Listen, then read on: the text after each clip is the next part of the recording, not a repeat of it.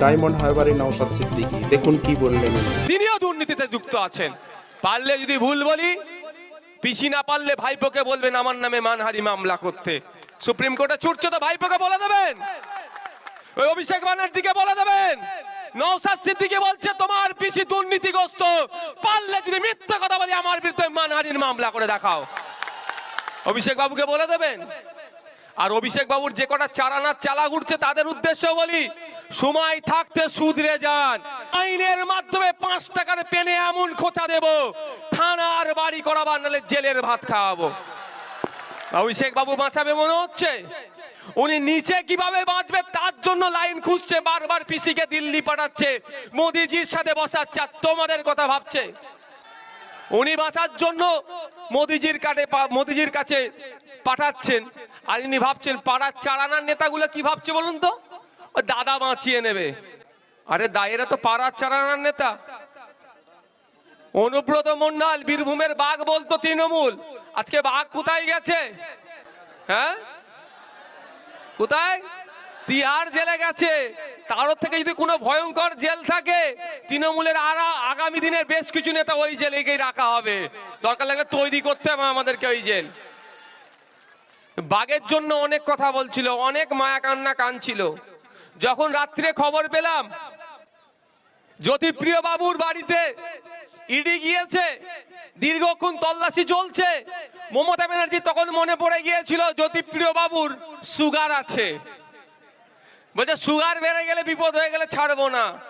এখন তো জেলের মধ্যে আছে, কই জ্যোতিপ্রিয় বাবুর একবারও নাম তো মমতা ব্যানার্জি মুখে নিচ্ছেন কি?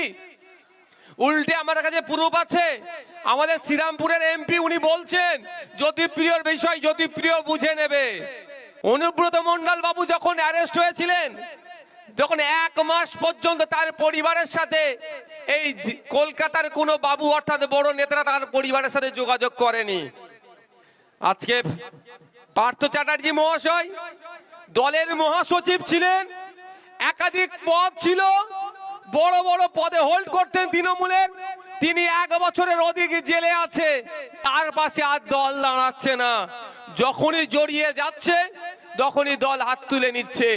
আমরা হয়তো অনেকে একটু ভেবেছিলাম হয়তো শাহজাহান শেখের জন্য একটু মায়া কান্না কাঁদতে পারে, দেখলাম বেশি দিন কাঁদলো না। গতকালই ফিরহাদ হাকিম মহাশয়, তৃণমূলের একজন হেভিওয়েট লিডার ফিরহাদ হাকিম মহাশয় বলে দিলেন শাহজাহান যেটা করেছেন ভুল করেছেন, মানে ওই শাহজাহানেরকেও পাতা কাটতে দল থেকে শুরু হয়ে গেল। শাহজাহানেরটা বুঝে নেবে। শাহজাহান যদি শাহজাহানেরটা বুঝতে হয়, তাহলে আপনার পাড়ার চারানার নেতা এখন আমাদের গাড়ি আটকাচ্ছে, হ্যান করছে, ত্যান করছে, যারা যা অন্যায় করছে, তারা যখন ফেঁসে যাবে তাদের পাশে দল থাকবে তো? শাহজাহানের পাশে দল থাকছে না, আপনার পার্থ বাবুর পাশে দল থাকছে না, অনুব্রত বাবুর পাশে দল থাকছে না, এদের পাশে দল থাকবে তো? একটু গিয়ে শুনিয়ে দেবেন দুর্নীতি অপশাসন যেটা চলছে।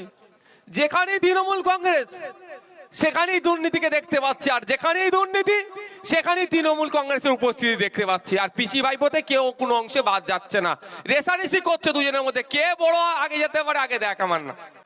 মুখ্যমন্ত্রীর নিজের দপ্তর গ্রুপ ডি, মুখ্যমন্ত্রীর নিজের দপ্তরের মধ্যে পড়ে গ্রুপ ডি নিয়োগের ক্ষেত্রে দুর্নীতি হয়েছে, এ অভিযোগ উঠেছিল কলকাতার রাজপথে মাতঙ্গিনী হাজরার মূর্তির পদতলে অবস্থান বিক্ষোভ হয়েছিল। আমি ওখানে গিয়ে উপস্থিত হয়েছিলাম, ওখানে গিয়ে একটা কথা বলেছিলাম, মুখ্যমন্ত্রীর নিজের দপ্তর যদি দুর্নীতি মুক্ত হয় উনি প্রেস কনফারেন্স করে একটু বলুক যে গ্রুপ ডি এ যে নিয়োগ হয়েছে সেই নিয়োগে কোনো দুর্নীতি হয়নি। আজ 6 মাস 8 মাস হয়ে গেল, এখনো কিন্তু শুনতে পেলাম না যে মুখ্যমন্ত্রী বিষয়টা বলছেন যে তার দপ্তরে নিয়োগে কোনো দুর্নীতি হয়নি। কিন্তু ছোটখাটো বিষয়ে নওশাদ সিদ্দিকী গাড়ি চালাচ্ছে, বা নওশাদ সিদ্দিকী ড্রাইভার গাড়ি চালাচ্ছে, নওশাদ সিদ্দিকী ড্রাইভারকে চেপে দিচ্ছিল, সেটা উল্টো করে বলছে গাড়ি চালিয়ে লোককে মেরে দেবে, কথা মুখ্যমন্ত্রী বলতে পারছেন, কিন্তু তার দপ্তরে দুর্নীতি হয়েছে এই অভিযোগ তুলে আন্দোলন হচ্ছে, সেই বিষয়ে একটা কথা বলছেন না। কারণ কি? তিনিও দুর্নীতির সাথে যুক্ত হয়ে গিয়েছেন।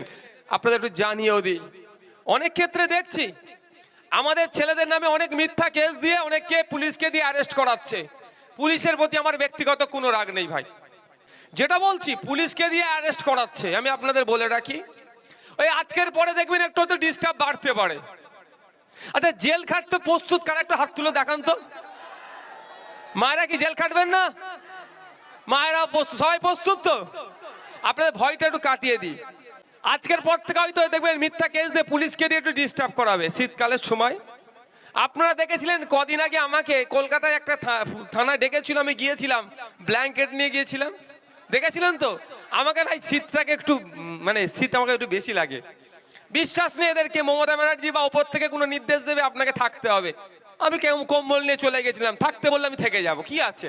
তো আপনাদের বলি, আজকের পর থেকে যদি পুলিশকে ডিস্টার্ব করে, যদি বাড়িতে আসে বলবেন সাহেব একটু দাঁড়ান, একটা মিনিট টাইম দেন, কম্বলটা নিয়ে নি, হবে তো নাকি?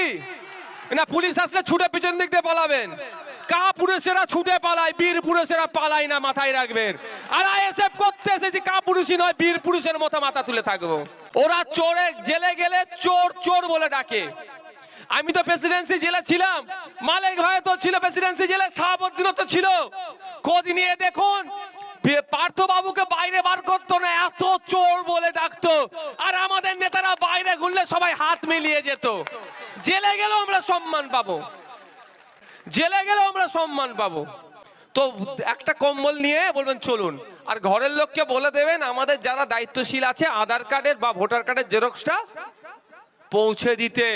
আমি দায়িত্ব নিয়ে বলছি, আপনাদেরকে ডায়মন্ড হারবার কোর্টে তোলার আগে আমাদের লয়ার ডায়মন্ড হারবার কোর্টে হাজির থাকবে আপনাদের জন্য, মাথায় রাখবেন, মাথায় থাকবে যেন। ধরলাম ডায়মন্ড হারবার কোর্টে জামিন হলো না, আলিপুর কোর্ট তো নাকি, আলিপুর ডিস্ট্রিক্ট কোর্টে যাব, ধরে নিলাম ওখানেও জামিন হলো না, হাইকোর্টে গিয়ে জামিন করাবো। ধরে নিচ্ছে হাইকোর্টেও হলো না, সুপ্রিম কোর্টে গিয়ে জামিন করিয়ে আমার ভাইকে মালা পরিয়ে বাড়িতে নিয়ে আসবো আমরা। আমাদের কর্মীদের আবেগই আমাদের কাছে বড়। কলকাতায় 1000 লোকের সমাবেশ করার পারমিশন দিয়েছিল, কিন্তু আমরা দেখলাম আমার কোন ভাইটাকে ছাড়বার, কোন ভাইটাকে ডাকবো। আমার কর্মীরা আবেগও যেরকম, জেলার নেতৃত্বদের আবেগকেও আমরা কোনোভাবে যেমন উপেক্ষা করতে পারি না, আমাদের কর্মীদের আবেগকেও আমরা উপেক্ষা করতে পারবো না।